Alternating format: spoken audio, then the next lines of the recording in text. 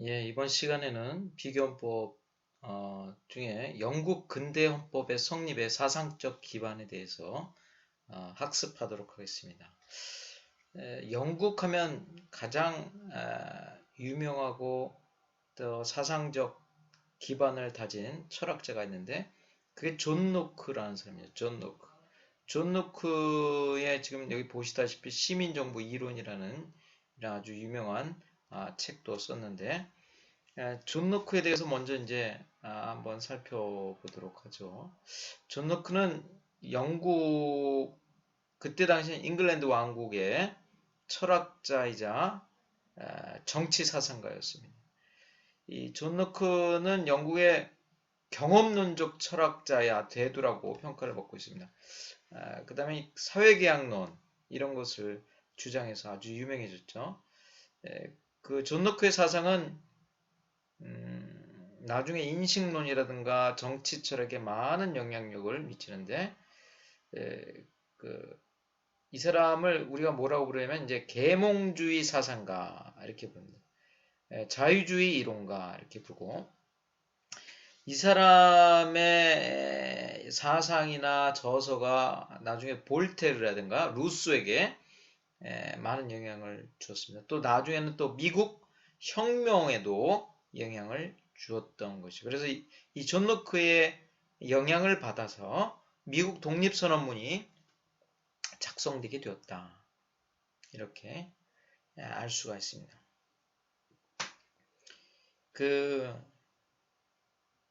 이 존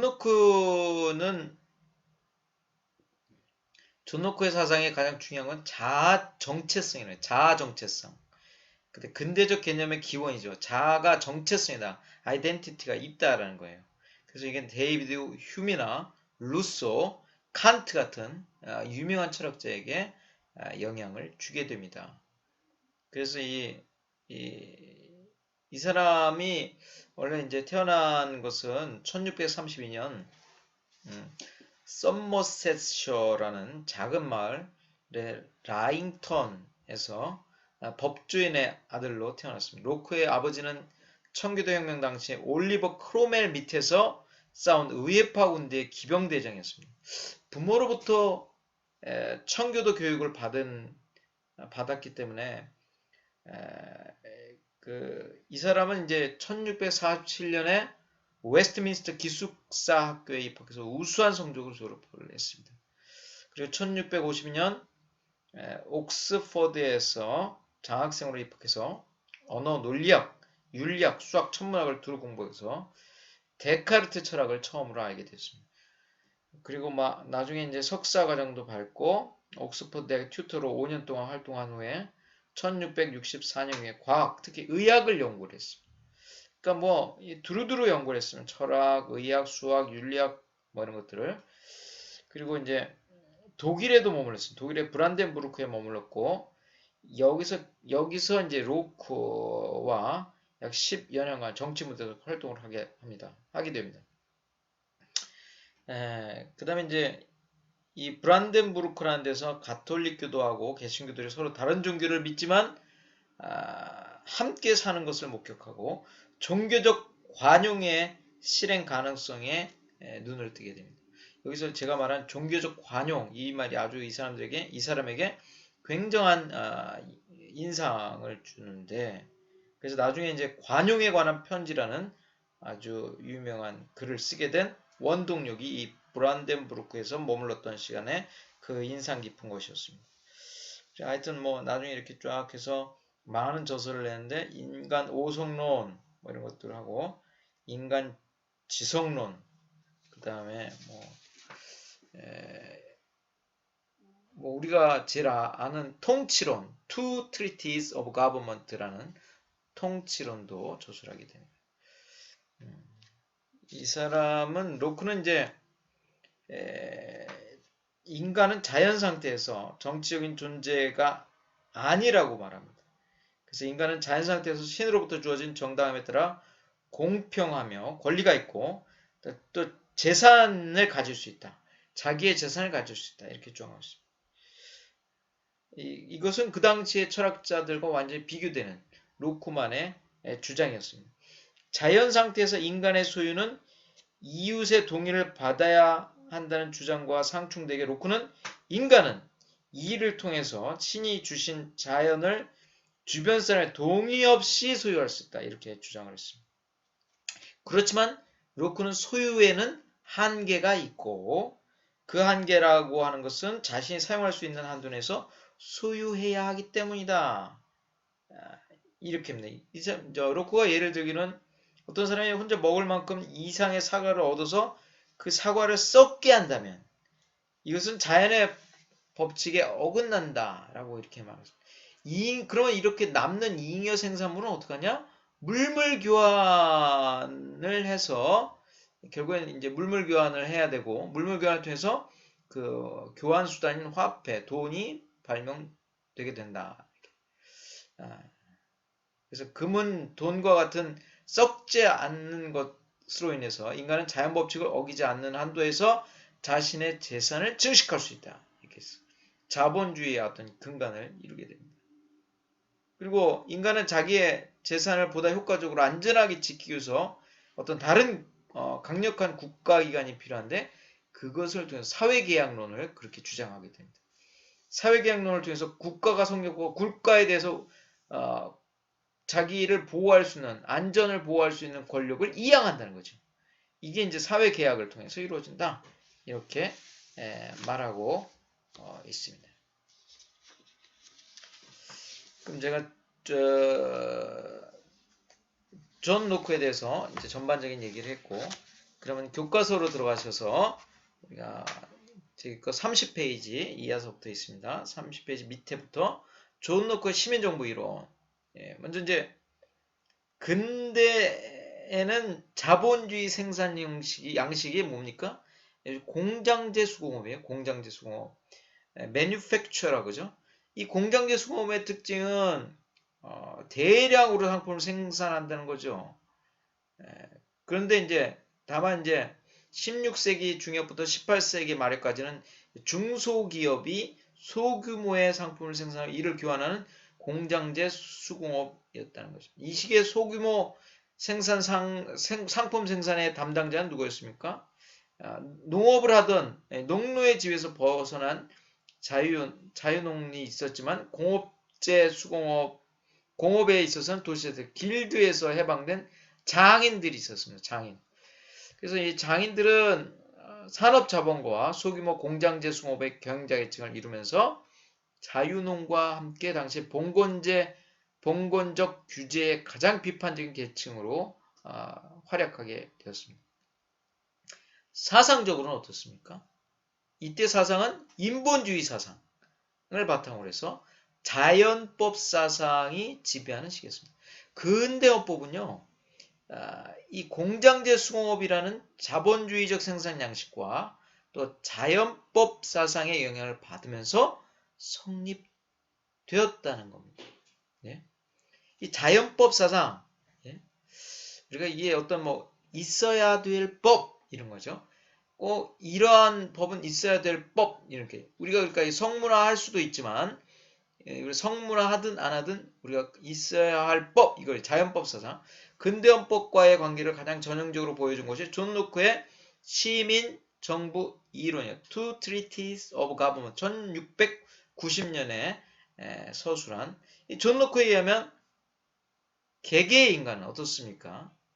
국가나 사회가 성립하기 이전에 무슨 상태? 자연 상태에서 생명이라든가 자유라든가 재산에 대한 소유에 대한 권리, 재산 소유권 이런 것이 인간이 존재하기 위한 전제 조건이다. 생명 당연히 자유, 재산까지도 뭡니까? 인간의 생존을 위한 전제 조건이기 때문에 사회 형성의 구성 단위인 개인에게 귀속되어야만 한다. 국가가 다 소유한다는 게 아니라 이런 생명이나 자유나 재산은 개개인에게 돌아가야 된다. 이렇게 말하는 게 아주 획기적인 거죠. 그러니까 우리의 지금 자유주의 사상, 개인주의 사상 이것을 주장하고 있는 겁니다.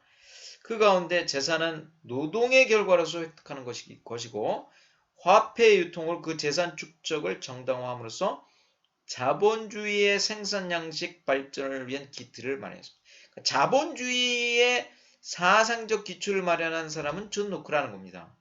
그래서 존 로크는 이러한 인간의 자연 상태에서 여러 권리를 보다 잘 보호하기 위해서 형성된 것이 바로 시민사회다. 시빌 소사이어티다. 시민사회다라고 말하면서 이 시민사회를 유지하고 구축하고 형성하기 위해서는 뭐가 필요합니까? 정부가 필요하다는 거야. 정부가 조직되어야 된다. 이렇게 말했습니다. 이런 자연 상태에서 서로 평등한 권리와 권력을 가지고 있던 인간이 시민사회에서는 권력을 어떻게 포기하고 자기의 권리를 보호하기 위해서 어떻게 정부의 그 권리를 위임한다. 위임하면서 그 사회, 시민사회에 뭐가 됩니까? 개개인은 구성원이 된다. 이게 로크가 주장하는 시민사회 이론입니다. 그래서 시민에 있어서 가장 중요한 관심사는 뭡니까? 정부가 개인의 권리를 이양받은, 위임받은 정부가 어떻습니까?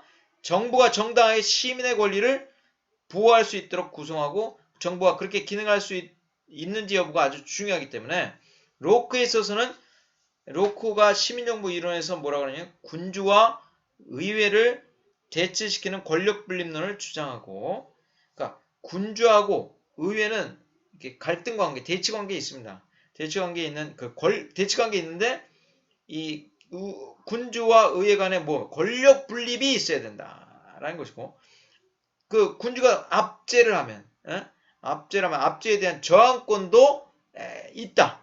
시민의 권리로 저항권을 인정하는 겁니다. 대단한 거죠. 이때 당시에 시민의 저항권 인정한다는 건 대단한 겁니다.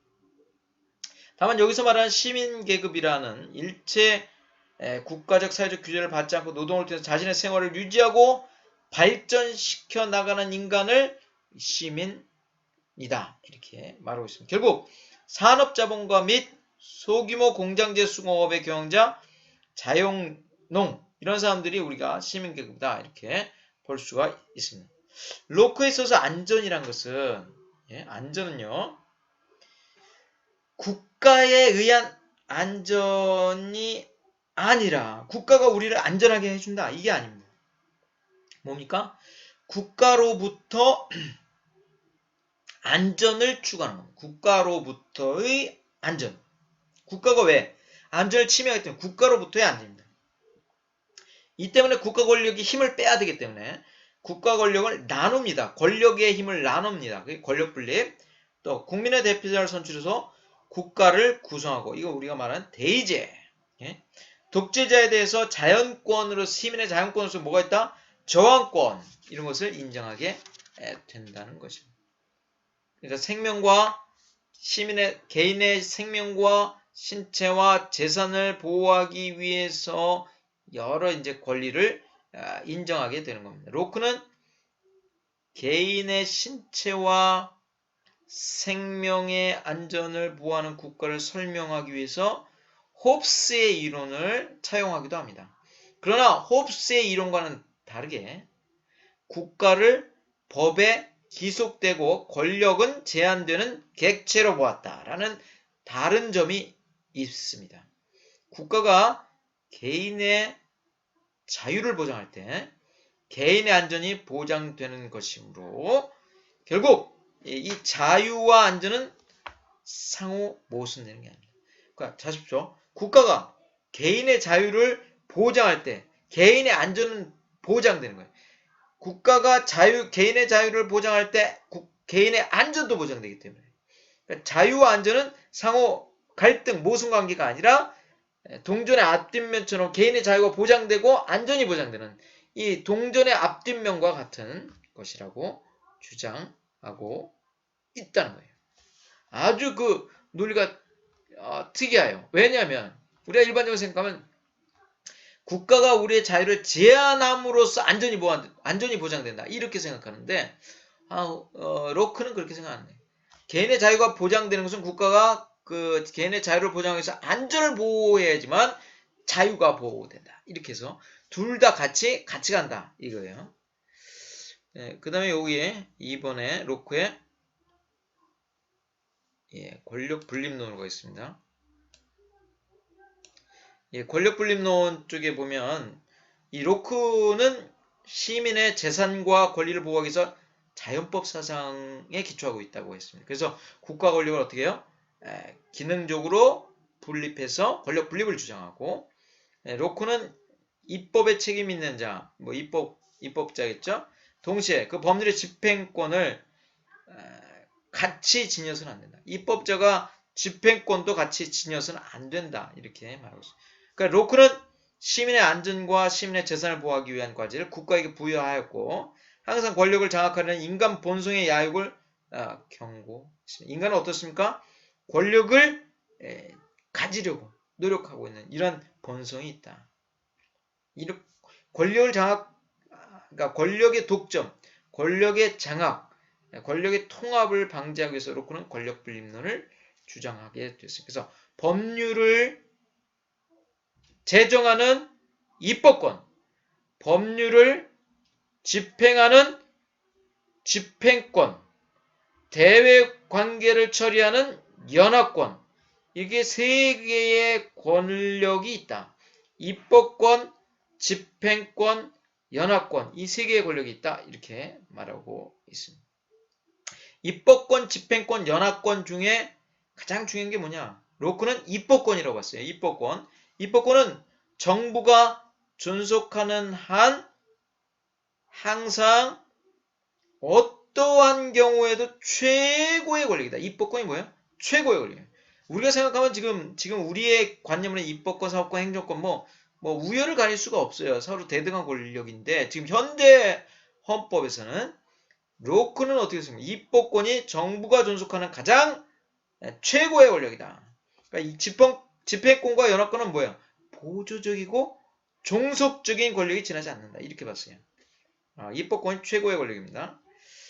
그래서 로크는 자연 상태에 있어서 자연권과 사적 보장수단, 정당방위라든가 자력구제 뭐 이런 것으로서의 자연적 권력, 그건 사회계약에 의해서 정부에 신탁되고 위탁되고 트러스트되고 그 결과 개개인의 자연적 권리는 공적으로 정부에 의해서 보장된다. 개개인의 자연적 권리는 누가 보장합니까? 국가가, 정부가 보장하는 거지 개개인의 권리 개개인이 보장하는 건 아닙니다. 이러한 기능을 담당하기 위해서 정부의 형성은 입법기관을 구성함으로써 가능하게 된다. 이때 입법부의 설치와 입법권의 부여 주체 등 사회의 통치 형태의 결정은 누가 있습니까? 시민의 결정에 의하여 행사된다. 결국 로크의 사회계약에 있어서 첫 번째 과제는 입법권의 설정에 있습니다. 입법권의 설정. 그리고 따라서 로크의 사회계약에 있어서 이 입법권은 아주 중요한 영향력이 있다. 반면에 이제 홉스가 국가의 정신을 주권에서 찾았던 것에 반해서 로크는 국가기관에서 입법부가 국가의 정신이라고 하던. 홉스는 국가의 정신을 뭐라고? 주권이다. 주권. 그런데 로크는 국가기관에서 입법부가 국가의 정신이다. 입법부가 아주 핵심이라는 거예요. 국가에. 그 결과 로크에 있어서 입법부의 붕괴는 국가의 붕괴와 동일하다. 이렇게 보고 있는 것입니다. 로크가 입법부의 성립이 실제 사회에서 유일한 최고의 권력은 아니지만 일단 입법부가 성립되면 신성하고 불변의 권력을 가진 구성체다. 국가기관이다. 이게 이제 로크의 사상입니다. 입법부가 유일한 권력은 아니지만 그 입법부는 신성하고 불변의 권력이다. 이렇게 봤던 것입니다. 그러면 입법권으로 가겠습니다. 입법권은 존 로크는 입법부의 기능은 사회의 의지선언인 법률을 제정하는 데 있다고 말합니다. 입법부의 기능은 다 하나죠. 이 사회의 의지선언인 법률을 제정하는 데 있다. 그러나 법률은 그 내용에 있어서 자연법에 적합해야 하므로 법률의 제정은 자연법의 실체화, 명문화, 공적인 확인이다 라고 본 것. 즉 입법부를 설치함으로써 자연법에 기초한 자연권은 실정법에 의해서 보호되는 권리로 확립되고 입법부에 의해서 실정법상 권리로 전환된다라는 거예요. 실제로 이 자연권이 실정권화된다. 누구를 통해서? 입법부를 통해서. 따라서 입법부란 자연권을 실정법상 권리로 전환하는 기관이다. 이렇게 보는 거예요. 특이하게 봤죠? 입법권은 뭐 형식적 의미의 법률을 만드는 것이 아니라 단순히 그런 기능은 아니라 자연권을 실정법상 권리로 전환하는 기관이다. 이렇게 본 거예요. 그리고 두 번째, 입법부는 개인의 동질성을 전제로 해야 한다고 본 것입니다. 입법부에 의해서 제정된 법률은 개인의 자유를 제도화한 것으로 간주된다라는 거예요. 입법부에서 제정된 법률이 뭐예요? 개인의 자유를 제도화한 것이다. 이렇게 본 거예요. 또 입법부에서 제정된 법률은 개개인에게 평등하게 적용돼야 한다. 좋은 말이죠. 즉 사회에서 누구도 법률의 지배를 벗어나는 것은 불가능하다. 입법부는 공포된 엄격한 법에 의해서 통치되어야 할 것이고 개개의 사건에 따라 적용을 달리해서는 아니 되고 빈자나 부자나 관리나 농부에게도 동일하게 법 규정을 적용해야 한다. 또 자유롭고 평등한 개개인에 의해서 구성된 통일적, 등질적 국가는 법률의 지배 이론성을 관철해야만 한다. 이렇게 말했습니다. 그러니까 로크에 의하면 입법권은 사회와 사회 구성원의 보호를 위해서 어떻게 국가의 강제력이 행사되어야 되고 법률이 제정되어야 하는지를 입법부에게 설명하고 있는 것이다. 이렇게 볼 수가 있습니다. 그 다음에 이제 집행권으로 가겠습니다. 집행권. 로크는 그러니까 입법권을 최고의 권력으로 봤기 때문에 이 집행권이나 연합권은 보조적, 종속적 권력으로 봤던 거죠. 집행권을 로크는 뭐라고 봤냐면 이렇게 설명합니다. 법률이 일시 또는 단기간에 제정될 수 있다고 해도 그것은 지속적이고 항구적인 강제력을 갖추어야만 하고 또한 부단한 실현을 위한 집행을 필요로 한다. 그러므로 제정할 수 있는 법의 집행을 위한 권력이 존재할 필요가 있다. 그러니까 이와 같은 정치 권력으로서의 로크는 집행권과 연합권을 고려하고 있었습니다. 두 권력은 집행권과 연합권은 입법권에 대해서 보조적, 종속적 권력이지만 그 자체에는 입법권과 다른 통치 기능을 지니고 있다는 것입니다. 그러니까 이 집행권과 연합권 중에서 이 집행권은 입법권에 종속하지만 연합권은 대외관계를 처리한다는 성질상 실정법에 의해서 규제되는 정도가 집행권보다 적다. 이렇게 보고 있습니다. 로크에 의하면 집행권은 법의 집행적 권력인데 이는 국내법으로 사회 모든 영역에 대해서 집행할 권력을 의미하고 사적 자유는 바로 재산 보호를 위한 형사 집행권, 즉 경찰권, 재판권을 의미한다고 보았습니다.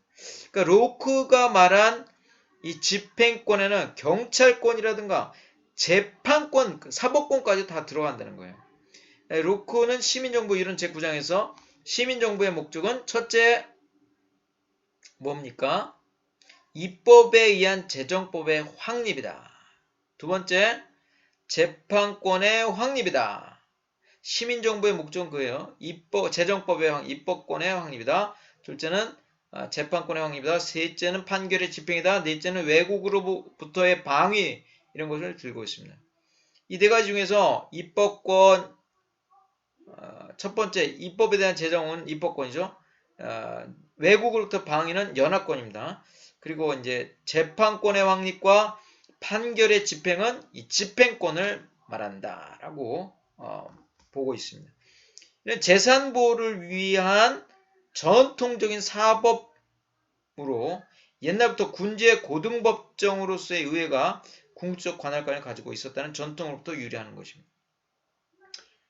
집행권은 입법부에서 제정된 법률에 의해서 규제되고 여과되며 그것에 의해서 입법권과 동질화된 권력이어야만 하는 것입니다. 다르게 설명하면 집행권은 법에 의해서 그 집행의 형식을 규제받는 것입니다. 예, 집행권을 이렇게 살펴봤고 연합권을 살펴보겠습니다. 예, 연합권요. 우리가 연합국가 할 때 Federative Power 이렇게 말하는데 연합권은 전쟁과 강화, 연맹과 연합, 국의 모든 사람들 및 외국과 기타 모든 교섭을 행할 권력 이것을 연합권이라고 합니다. 그러니까 몽테스퀴에가 말한 만민법의 집행법과 아주 그것을 대행하는 그런 권력이 연합권이다. 로크는 국제관계를 몽테스퀴처럼 만민법, 국제법에 의해서 규율되는 것이라고 보지는 않았습니다. 그러니까 당시 절대주의 대 중상주의 투쟁의 반영으로서 로크는 국제관계를 뭐라고 했어요? 또 이것도 자연상태라고 보았습니다. 그래서 연합권을 국가 자체의 자연적 권리로 생각을 했던 것입니다. 연합권은 절대주의 시대의 국가의 비밀과 같이 의회로부터 제약을 받지 않는 군주권의 일부다라고 생각하는 것이 로크의 생각이었죠. 군주가 의회에 있어서 군주로서 의회에 대해서 군주로서 집행권 행사함에 대해서 군주권은 추밀원에 있어서 군주로 행사되고 의회 간섭을 받지 않는 군주의 전권사항으로 간주했던 것입니다. 그러니까 군주권은 절대주의 군주제에서의 군주의 대권이라고 불렸던 것의 핵심을 이루는 것이었습니다. 예를 들면 전에 코크라는 사람은 코크는 제도 제3권에서 군주만이 전쟁을 할 권리를 가진다. 군주만이 전쟁을 할 권리를 가진다. 신민이 이에 거역한 경우 대역이 된다. 이렇게 기술하고 있습니다. 1628년에 선박세 판결에서 대권파의 버클리도 권력의 이분법을 인정하고 있습니다.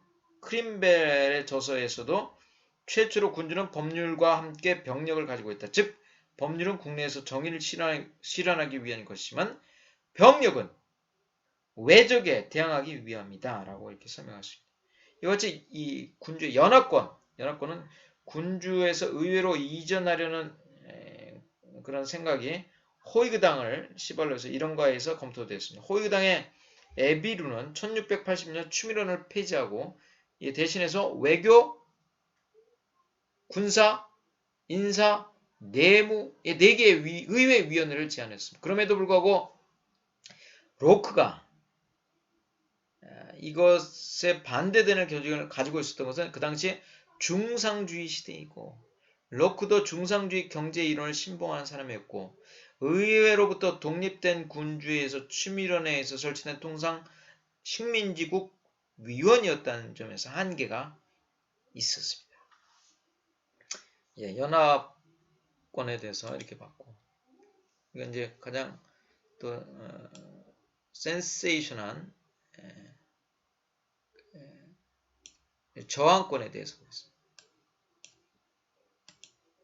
저항권 대단하죠. 로크의 권력분립론에 의하면 국가 권력은 시민의 신탁을 받은 국가 대표자에 의해서 행사되지만 그 대표자로 구성되는 정부가 시민으로부터 신탁된 권력을 무시할 경우 정부가 시민으로부터 신탁된 권력을 무시할 경우 신탁관계는 당연히 해소가 된다. 시민의 자유와 재산을 침해하는 통치자의 행위가 있는 경우에는 시민은 어떻습니까? 항상 그 위험으로부터 스스로를 구해야 할 최고의 권력을 가지고 있는 것이다. 그러니까 이 시민이요, 자기의 자유와 생명과 자유와 재산을 보호하기 위해서 자기의 개개인의 권리를 누구한테 이양합니까? 신탁합니까? 정부에게 신탁을 해요. 근데 신탁 관계에 이 신탁된 권력을 무시하고 자기 마음대로 행사했다, 권한을. 그러면 그 위탁한 시민 자체가 자신의 자유와 재산을 침해하는 이 신탁을 받은 통치자의 행위에 대해서 스스로 자기의 위험 상태를 구해야 하기 때문에 저항할 수 있다. 이것이 저항권이에요. 이와 같이 저항권은 항상 권력자에 의한 불법적 행위를 전제로 하게 됩니다. 그런데 무엇이 불법이고 합법인지 그 판단 문제는 굉장히 어렵습니다. 어떠한 경우에 불법적인 것으로서 저항권을 행사할 수 있는가 하는 점은 항상 어려운 문제라는 겁니다. 로크는 저항권이 허용된다고 해도 한번 행해진 불법한 권력 행사에 대해서 일일이 저항이 허용되는 것은 아니다라고 또 이렇게 말을 했어요. 법률 규정에 따라서 구제 방법이 존재하는 경우는 폭력적 저항권이 허용되지 않는다. 그러니까 법률적 방법에서 구제 방법이 있으면 저항권이 불어된다. 그 다음에 법률적 방법에 의해서 그 구제하는 것이 불가능한 경우에만 저항권이 행사된다. 이렇게 기술하고 있습니다. 이러한 로크의 저항권 사상은 영국 혁명 후에 나온 로크의 시민정부 이론에서 주장되는 정부론에도 나와 있습니다. 그러나 이러한 저항권 이론은 권리장전 또는 왕위승법에 반영되지는 않고 오히려 의회에 있어서 실무 정치가의 의도가 반영되었음을 보여줍니다. 즉 의회가 국왕회에서 우호적으로 조직된 정치기구 신민의 권리를 인정했던 것은 정치 이론이나 법 이론에 의해서가 아니라 어디까지 영국인의 정치적인 실천, 경험에 의한 것이라고 볼 수 있습니다. 예. 그러니까 우리가 특이하게도 영국은요, 무슨 법문화, 이론화, 성문화에서 되는 게 아니라 이 영국의 정치적 경험, 역사적 경험이 거의 법화되는 거예요. 이걸 뭐라 하죠? 이것을 불문법이라고 하는 거예요. 관습법 이렇게. 워낙 자기네 행동이 법화되기 때문에 성문법 하는 것을 약간 주저하고 이 불문법 국가로 남게 되었다는 것입니다. 권리장전의 성립과 내용으로 가겠습니다. 수십 년 동안 계속된 절대 왕정, 영국의 의회와의 정쟁, 이게 명예혁명으로 종료가 되었습니다. 영국 의회의 우월적 지위가 인정되면서 전통적인 왕주를 인정하는 제한 군주제가 성립되었습니다. 근데 그 정치적 선언으로서 의회는 권리장전, 1689년에 권리장전을 발표를 합니다. 권리장전의 원래 이름은 이겁니다. 신민의 권리 및 자유를 선언하고 왕위 계승을 정한 법이라는 것이 이 권리장전의 원래 이름입니다. 그러니까 의회 제정법으로 공포가 된 것인데 이 권리장전은 그러니까 누구의 권리를 제일 인정하는 거 아니에요? 신하의 권리를 인정하기 위한 것이 권리장전입니다. 그러니까 왕의 권한을 제한하려고 하는 것이 권리장전이었습니다. 1689년에. 권리장전은 2부로, 2개의 부로 구성되는데 제1부에서는 전왕 제임스 2세에 그에서 임명된 고문관, 법관, 장관의 지원을 받아서 신교도 및 왕국의 법률과 자유를 파괴하고 건절시키는 것을 기도했다고 해서 그 사실 13개의 조항을 거쳐 열거하고 있고 이 모든 애는 왕국이 이미 실행하는 법과 법률 및 자유에 완전히 위반되는 것이라고 기술하고 있습니다. 또한 새로운 오렌지공 윌리엄 3세 하에서 인민의 종교, 법률 및 자유가 재차 위험에 빠지지 않도록 하기 위한 제도를 수립하기 위해서 선거에 의한 영국민의 완전하고 자유로운 대표가 소집되고 그 대표에 의해서 영국인의 전통적인 여러 권리와 여러 자유를 옹호하고 주장하기 위해서 13개 항목을 규정하게 되었습니다. 첫 번째는 이거예요. 의회의 동의 없이 국왕이 자신의 권위에 의해서 법률을 정지하고 또는 법률의 집행을 정지할 수 있는 권한이 있는 것처럼 행사하는 것은 위법이다. 그러니까 의회의 동의를 받고 법률을 정지시키거나 법률의 집행을 정지할 수 있지, 의회의 동의 없이 국왕은 마음대로 법률을 어떻게 할 수 없다. 이게 이제 첫 번째. 두 번째는요. 왕의 권위에 의해서 법률을 무시하거나 법 집행을 하지 않을 권한이 있는 것처럼 행동하는 것은 이와 같은 권한을 가지고 행사한 적이 있지만 그와 같은 것은 위법이다. 왕의 권위에 의해서 법률을 무시하거나 법 집행을 하지 않는 것은 어떤 것입니까? 위법이다. 이렇게 말했습니다. 예. 세 번째, 교회 관계의 사건에 있어서 존재했던 종교재판소를 설치하는 수권장, 그 밖에 동일한 성질의 수권장 및 재판소는 위법하고 위하다. 종교재판소를 설치하거나 뭐 종교재판 하는 것은 안 된다는 거죠. 종교재판소는 위법하다 이렇게 말하고 있습니다. 네 번째, 대권의 이름을 빌어서 장기간에 걸쳐 의회의 승낙 없이 또는 의회가 인정 또는 인정해야 하는 것과 다른 방법으로 국왕이 사용하기 위해서 금전을 징수하는 것은 위법하다. 다른 말로 하면, 그러니까 국왕이 마음대로 의회 동의 승낙 없이 세금을 징수하는 건 안 된다. 세금 징수에 있어도 의회 승인 동의를 받아야 된다. 국왕에게 청원하는 것은 시민의 권리이고 청원권은 시민의 권리이고, 따라서 관련된 청원을 했다는 이유로 모든 구류, 소추는 위법하다. 청원권이 있고 청원을 했다는 이유로 구류, 소추 위법이다. 이렇게 보고 있습니다. 여섯 번째, 평화시에 의회의 승인 없이 왕국 내에서 상비군을 징집하여서 유지하는 것은 위법이다. 의회의 승인 없이 군대를 징집하고 유지하는 건 안 된다는 거예요. 예. 일곱 번째, 신교도인 신민은 그 상황에 따라서 법이 허용하는 범위 내에서 스스로의 방위를 위해서 무기를 가질 수 있다. 신교도인은 자기의 방위를 위해서 무기 소지가 허용됐습니다. 여덟 번째, 의회 의원의 선거는 자유로워야 한다. 의회 의원의 선거는 자유로워야 한다. 아홉 번째, 의회 내에서 토의와 절차는 의회 이외의 어떤 재판소 또는 그 밖의 장소에서 탄핵당하거나 문제시 되어서는 안 된다라는 것이. 의회 내에서 토의 절차했다고 재판소나 또는 다른 장소에서 탄핵하거나 문제시해서는 안 된다. 열 번째 같습니다. 과다한 보석금은 요구할 수 없고 과다한 벌금도 부과하지 않으며 또 어떤 잔혹하고 이상한 형벌도 과해서는 안 된다. 잔혹하고 이상한 형벌 부과 금지. 이거는 아직도 미국 헌법에 영향을 주고 있습니다.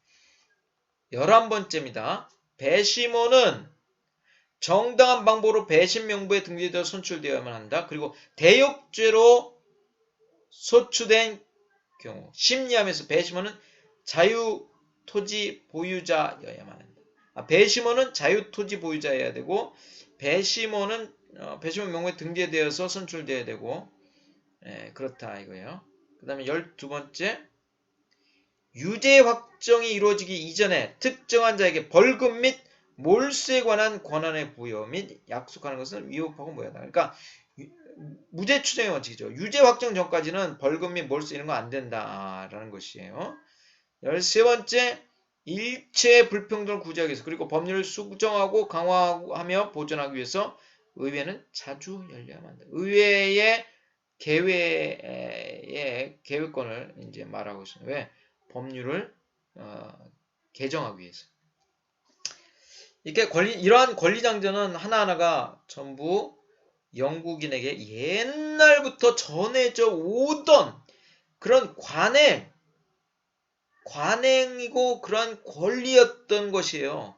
예전부터 이렇게 해왔던 권리와 자유를 그냥 명물화하는 것뿐입니다.